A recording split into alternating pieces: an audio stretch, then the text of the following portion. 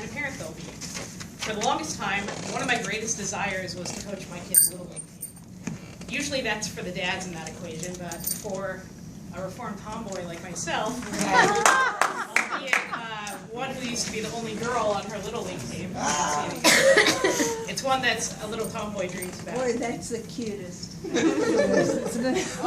So when we were first starting to think about having kids, I picked up this book from a Jewish book sale. A lot of the halachas, the Jewish laws in this book, were way over my head, but there was one thing that did catch my eye.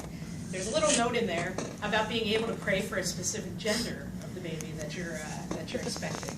And it says that from, I believe it's the 3rd day of conception to the 40th day, one should actually daven to pray to have a boy. They should pray for the boy. So my only thought was, if they included this in the book, then there must be a lot of tomboys buying it in the store. So when we came to have our ultrasound, the technician put this image on the screen and said to us, "Yeah, I see it. There it is, girl parts." And I asked her, "Are you sure?" And she goes, "Well, like 95% sure." And I was like, "So you're saying there's a chance, right?" And she was like, "Whatever. You'll have to wait and see." So here's Becca's first picture, and it was official. She was a girl, obviously. So there's no going back on this one. But at least I got a condolence Facebook post from the local neighborhood Moyle. Better luck next time. Thank you, Rabbi Schultz, for that. So, anyway, I could have been upset.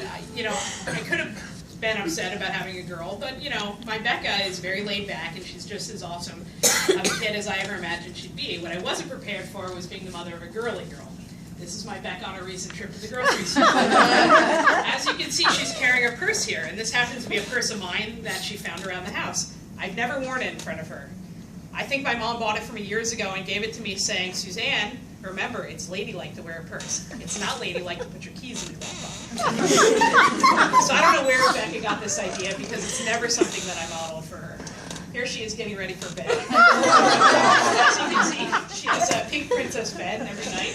She asked to wear her Cinderella nightgown. I don't think I've ever owned a nightgown in my life.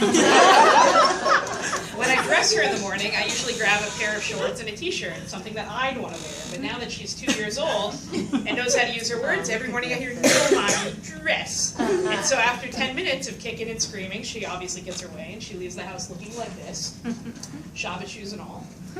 And speaking of dresses, here's the first time I wore a dress, I think. I look really psyched. I think I'm giving my mom a disapproving look who is going to give me going to buy my second dress. This is my wedding gown shopping trip. My friends actually had to drag me to the store. And here's probably the last time I ever wore a dress. So obviously dresses have never been my thing, but for my daughter, they seem to be a requirement for her wardrobe. Now, I don't think you have to be a parent to find a way to relate to this kind of anxiety. The same unease could hold true if you're moving to a new town by yourself, if you're getting a new job in a new industry. Things that, they might not be what you're used to or what you're expecting, but if you learn to adapt and roll with the punches, then you'll probably be fine. And when it does come to parenting, no matter what kind of preconceived thoughts that you have about what kind of parent you'll be or what kind of kid will be your kid, remember that if I was able to step out of my comfort zone and enjoy the tea parties and the dress-up games that my daughter plans for me, then anything is possible.